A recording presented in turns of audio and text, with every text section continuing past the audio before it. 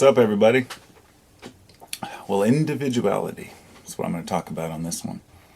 It's a subject that, pardon me, I was just eating some M&Ms.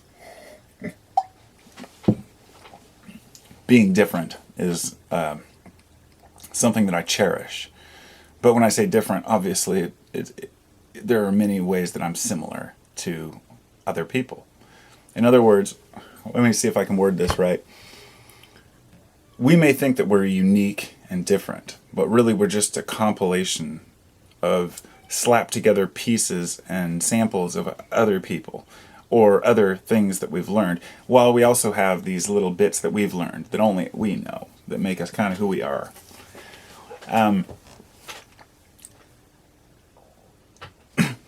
People who are unique, when they say, this person's unique, it's like everybody's unique. But really we know that people, while everybody's unique, some people choose to homogenize themselves with everybody else. Jeans and a t-shirt, just a regular average person with no real exciting interests or hobbies or anything that make them really different than anybody else. Anything you can really define them. Oh, Bob, that guy that the guy that lives here. If you can only define a person by where they live or maybe the car they drive, that's,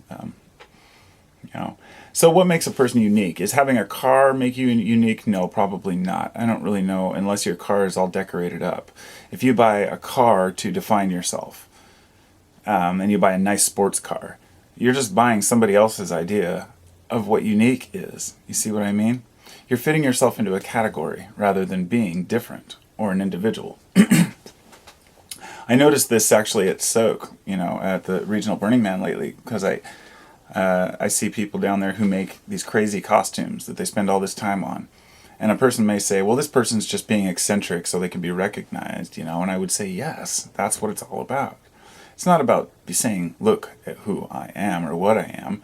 It's about seeing the reaction of people that say, that person can express what they want to be. And they made that outfit. Even the outfit was probably made of components that, somebody else made. But the idea is they were put together by the person. Whereas then there are other people who buy these complete lit up outfits with all these lights on them that are like these robes and everything comes as like this kit they bought, So they're saying, look at me, I'm a raver, I'm different. But in reality, they're just wearing the same shit as the next guy. Now, I'm not insulting anyone here. I'm not saying that, I don't want to get on anybody's case for if their individuality is something that that they find on eBay or Etsy, then so be it.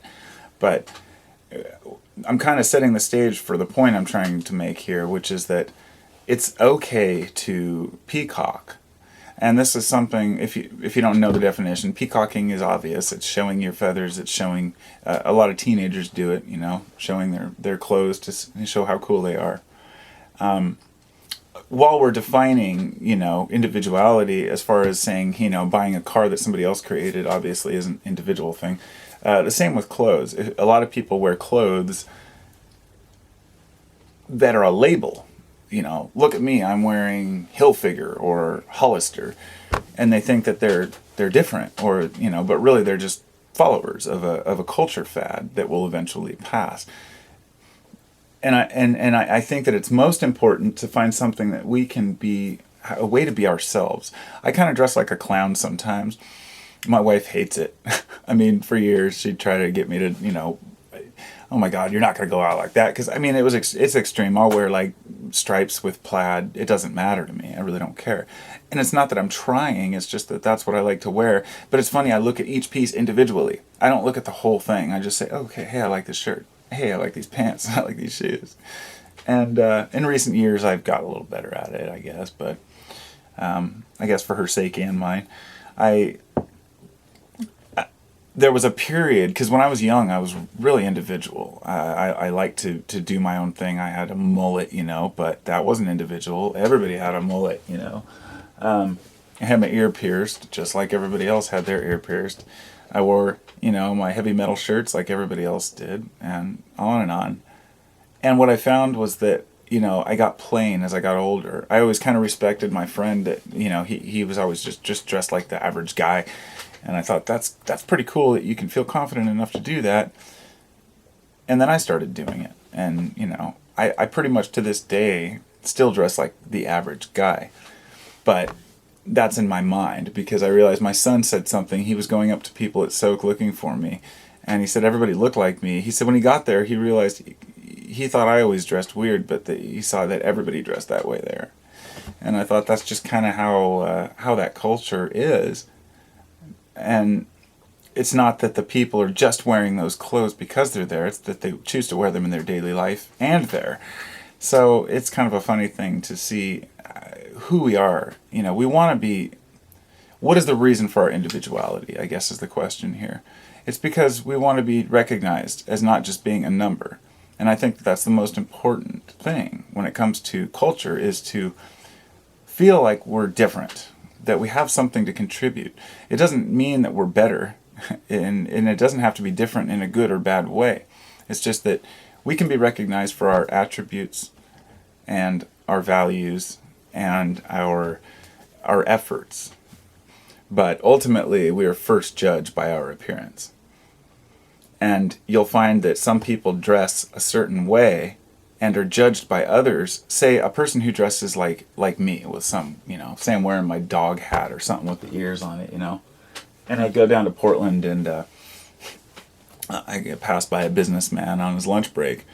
And he's going to look at me, and his judgment may or may not be, well, there's just some loser kid, he probably doesn't have a job, probably lives on the street, whatever. Or, whatever his opinion may be. Whereas I might run across, say, a burner, somebody from Burning Man, and then they might see my little patch and be like, that guy understands. He's community, he's bro, he has values, and instantly that everything goes through the person's head that this person is probably somebody I would get along with on a certain level. And that's a connection and a group thing, because that puts me in a category. And I'm saying all this to try to make a point that it's okay to follow in certain ways, to be in a category, in a group. It's not about following. I shouldn't say that. It's more about, it's okay to join in and be part of something, whatever it might be. And when you find something that really makes you feel, content and complete, you want to advertise that so people understand where you're coming from. So a person can make that first assessment and that first judgment and say, this person has very similar interests to me. It could be as simple as a pin you wear showing which president you're voting for, or a particular particular colors on your shirt to show what team you're voting for, or rooting for at a game or something. Everybody wants to say, this is what I'm part of, and hope that other people respect it. Even Freemasons, who many people, believe it's a horrible organization and that they're just, troublemakers. I've spoken with many Freemasons who say, that they really stand up for the lodge and say, hey, it is important still, and it is relevant, and I'm part of something, and I feel like I'm doing something, and regardless of whether that's good or bad, I'm just saying that every group and organization, people will stand up for it, and even when it's falling apart, like many of the groups are, and many do, people will still stand up for it. And that's because we want to hang on to what we have, We want to hang on to a connection to those around us. So find your group, if that's what you have to do. If you try to be an individual and you try to be too independent, you become, I guess, what you might define as a modern hipster. What is a hipster? A hipster is somebody who, I guess, in my definition, is so intent on being different that they end up being like everyone else. That's not the standard hipster definition. That's kind of what happens. People end up falling into categories. When all the hipsters are trying to find clothes that are way different than everybody else, they end up wearing the same clothes. When people join a particular group and try to find their own, meaning, other people find that meaning too, and it works for them. So you have to share what you have. You have to share who you are. and nobody is really an individual. The only thing that sets us apart is it's not our clothes or our cars or even our what we do or our groups. It's our character, the character that we have within us that makes me Carpo, and that makes you whoever you are. That character that sets us apart from one another, where you can hear a person talking and might not even be able to hear the tone of their voice, but know by maybe the emphasis or even how they speak or the terms they use. You might be able to read a letter by somebody, say typed, and know which friend it was from just by the way that they speak.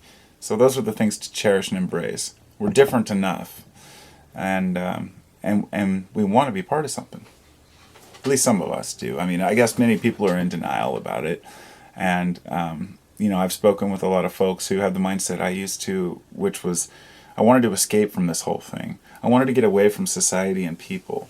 I was sick of the bullshit. I was sick of all the character assassinations of people and the tearing down and the building up of walls and the trolling, the hating, violence. It's just, it's just part of life.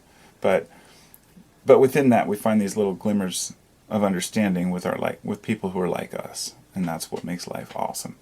One of the many things that makes life awesome. I'll talk to you.